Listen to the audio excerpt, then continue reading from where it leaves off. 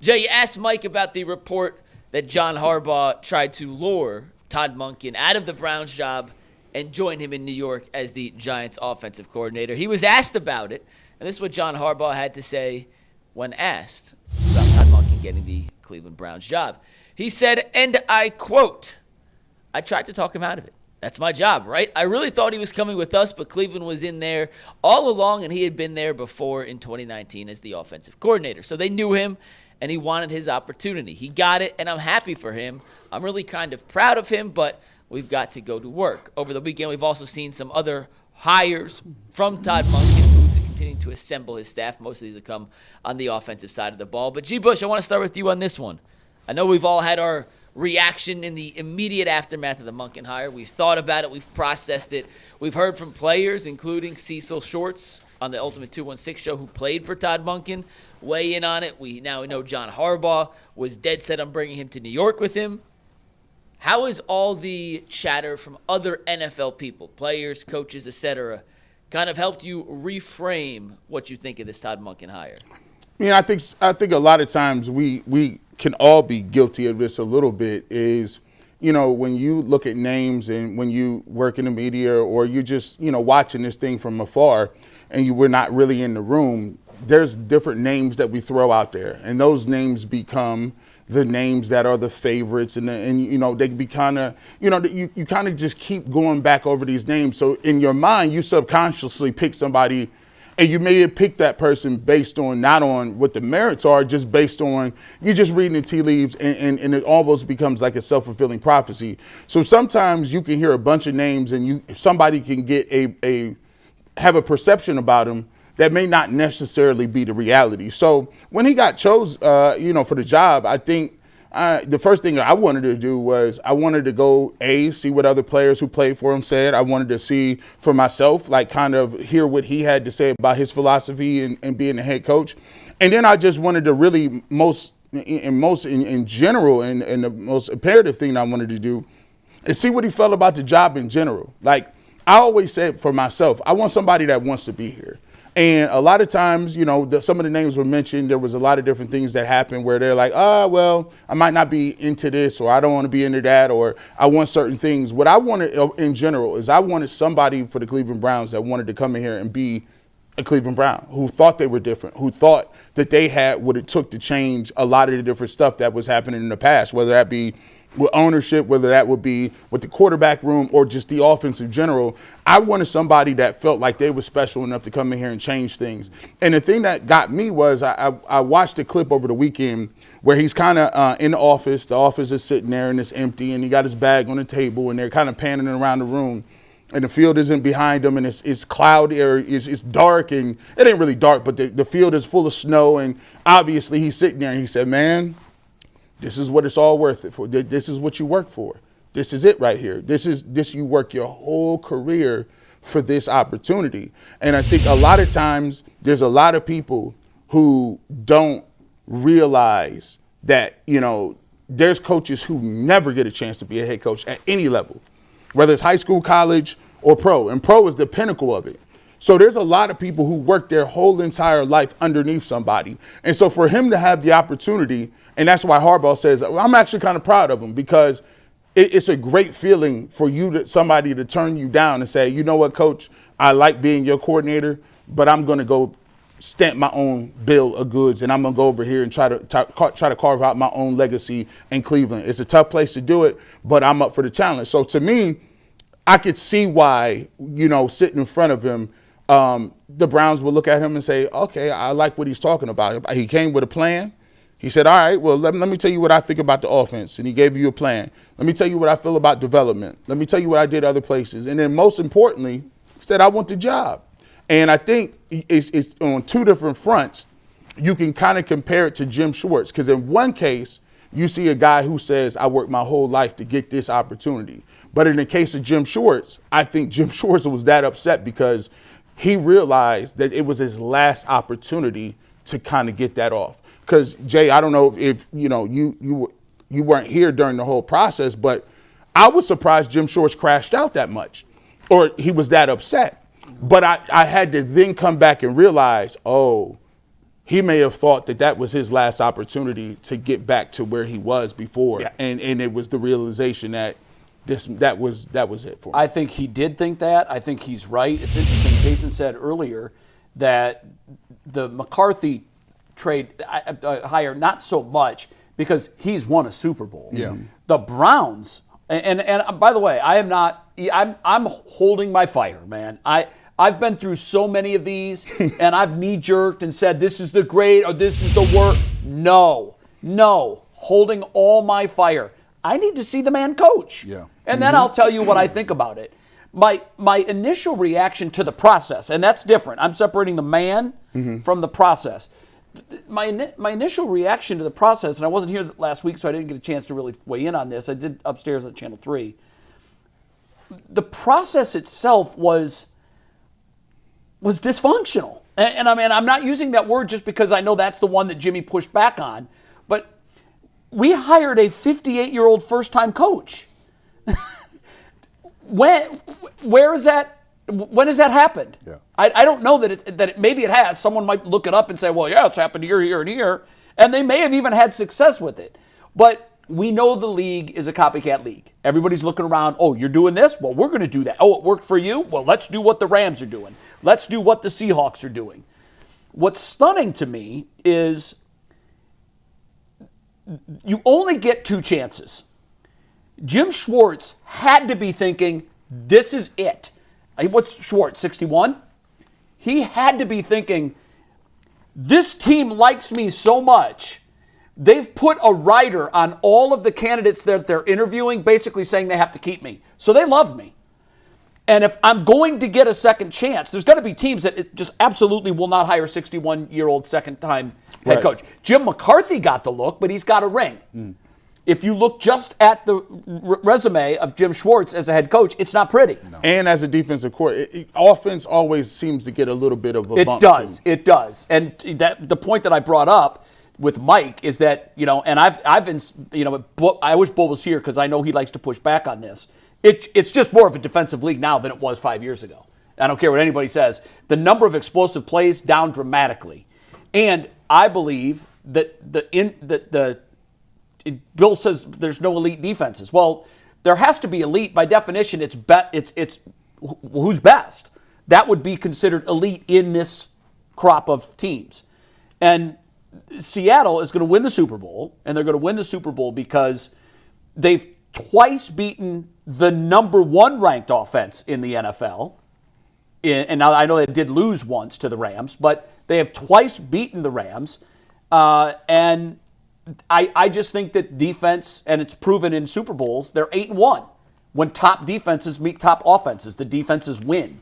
So I do think that even though teams are prioritizing these younger whiz kids because they tend to come from the offensive side, Jim Schwartz literally has to be looking at this as, well, I've maxed out my career. I'm not going to get another opportunity. But then they go and give it to a 58-year-old first-timer. If I'm Jim Schwartz, I can't get out of that building fast enough. I just can't. And if it means that I leave coaching for a year, then I leave coaching for a year. But at some point, your principles have to matter. And I think Jim Schwartz is a man of principle. Jim Schwartz is saying, I've done everything here you've asked. I've turned this defense into a top 5 defense. I just coached the NFL Defensive Player of the Year for the second time in 3 years. Right. I've done it all. You made me think I was the guy. According to reports, he was telling everybody I've got the job. He must have felt super comfortable. People were dropping off one after another, guys that have not had coaching chances. And I think the advice that these young coaches are getting, don't pick the wrong team on your first shot because you might not get that second shot. Well, to that point, I think I've been told Shieldhouse also had people telling him, like, you better be careful. And I think that's I believe that what's going on is agents and others that are influential with these young coaches.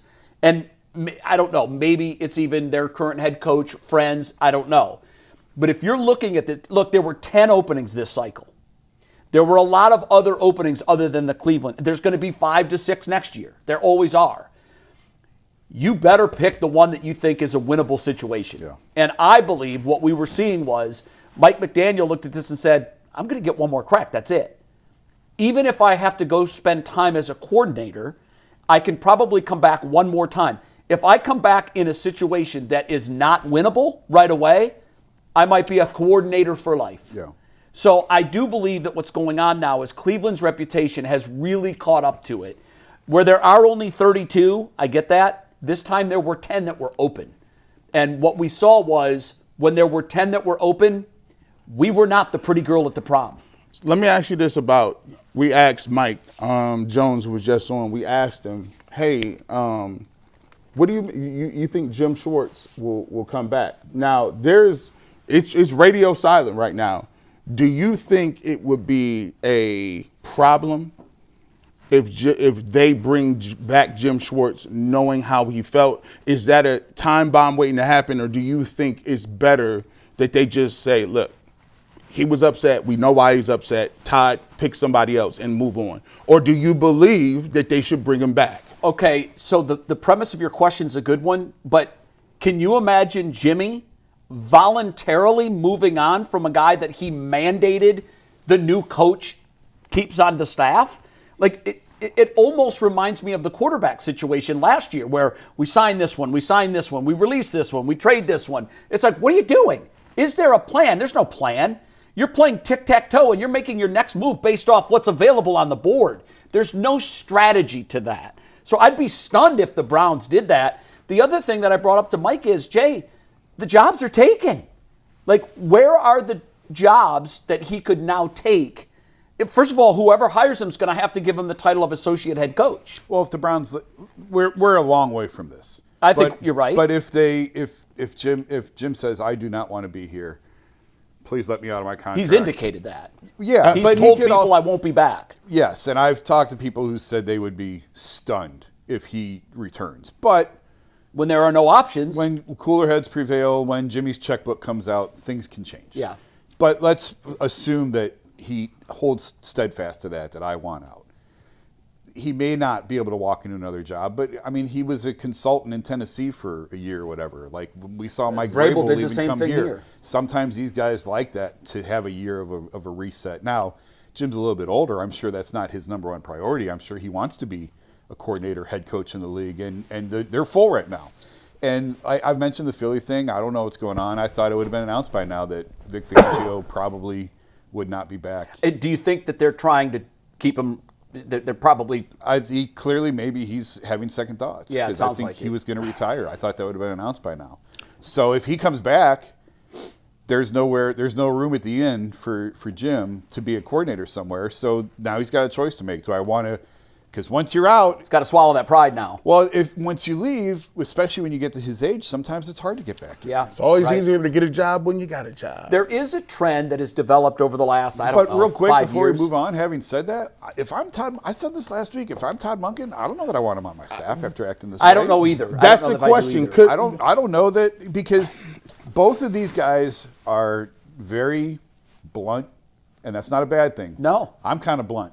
They're type A's. Yeah, They're alpha males. and I think I don't know if the sandbox is big enough for the both. It of them. almost reminds me of Greg Williams and Todd, who was the offensive Haley. coordinator. Todd Haley. And that was the year that they were on Hard Knocks. Yeah. And if you were out to training camp a lot that year, and I was, you saw that, well, these guys aren't going to, that this won't make it. I just was watching some old stuff where Todd Haley and Greg Williams was going back and forth Shouting at each other at practice with cameras rolling. And then they double teamed Hugh Jackson because Hugh Jackson didn't want him practicing. Right. And he said, "What are you talking about here, man? What are Yeah, you?" and that's you don't want to go back to those days. No, that was great dysfunction. For whatever problems that they've had over the last few years, and it certainly wasn't perfect. They didn't have that. Everybody was pulling on the rope in the same direction. You didn't have any of this from one Yeah. side of the ball to the other. You don't want to go back to the power struggle Game of Thrones where everybody's trying to get leverage over the other guy. It might be a situation where Jimmy says, Todd, we need you to call Jim and have a conversation, and then I want you to report back on me as to whether or not this is a doable situation. And let the two grown men figure it out. Like, maybe Jim might say, you know what, I've settled down. I'm ready to try to make this work. And you're right, Todd may look at this guy and say, I don't need this on my staff right now. Yeah. You're going to have at least temporary defections on the defense. We know what Miles thinks of Jim Schwartz. Yeah. How does that come into play? What impact will that have? So I think there's a lot of things at play. The one thing I was going to bring up about Jim, which it might even be too late for that. I don't know how these jobs, I don't know what attractive jobs at the college level are filled, but we've seen a trend over the last maybe 5 or 10 years where coaches have suffered from burnout, either at NFL head coaching jobs with Chip Kelly or assistant or coordinators, Matt Patricia. Yep. We've seen where coaches have gone, it's almost like, hey, I can go and revitalize my head coaching and NFL stock in the college ranks. Yeah. And when you go to a program that is a blue chip program, you can make a difference. We've seen it happen. And I wouldn't be surprised if Matt Patricia, after another year in Columbus, reemerges as a potential head coaching candidate in the NFL again. You kind of saw that with Chip Kelly and some of these other dudes. I think was the first to do it. Yeah, and I don't know if it'll work. I don't know, but like you said, sometimes I was surprised Brian Flores has not been talked about. I feel like, Jay, your question to Mike, I think this is a coordinated effort from the NFL. We've seen this before. We've seen with the Colin Kaepernick situation, there were teams that needed at least an experienced backup quarterback in the late regular season run, and no one was interested. And to me, it feels like John Gruden is the same thing has happened to him, and it feels like Brian Flores is the most recent example of this NFL. I hate to use the word collusion because that makes it seem like it is organized, but to me it feels like it's organized. I call it the syndicate. Listen. The word came on high from the boss. The syndicate, listen, you got to get back into good graces. You got to have kiss the ring. You got to have good behavior for 4 to 5 years. Yeah. Stay right here, and then the syndicate will come back together and tell you whether or not you out of purgatory or not. We'll meet again in 5 years on your fate. We'll reconvene, right? It really does feel, Jay, to me it feels like that's what's going on. Brian Flores, especially when you hear some of the names that got jobs this cycle and you're like, wait a minute. I mean, if you strip all the baggage from Brian Flores, there's no way you can do the mental gymnastics and say he's not a better coach than some of these guys that got jobs. He was the first name out of my mouth in terms of after Kevin was gone. Who do you want here? And that was the first guy that I thought. But I don't think the league is ready for that yet. You can't tell. Hey. Every situation, he should fit somewhere. Every situation's different. I do understand why probably it's not a great fit here. We talked about it. Are they really going to rip apart the defense and go from a 4-3 to a 3-4? Yeah, that's a big ask. I'm going to throw this. I throw this. Hey, listen, we just getting off probation from the Deshaun Watson deal. Under no circumstances did the syndicate. We're on double secret probation.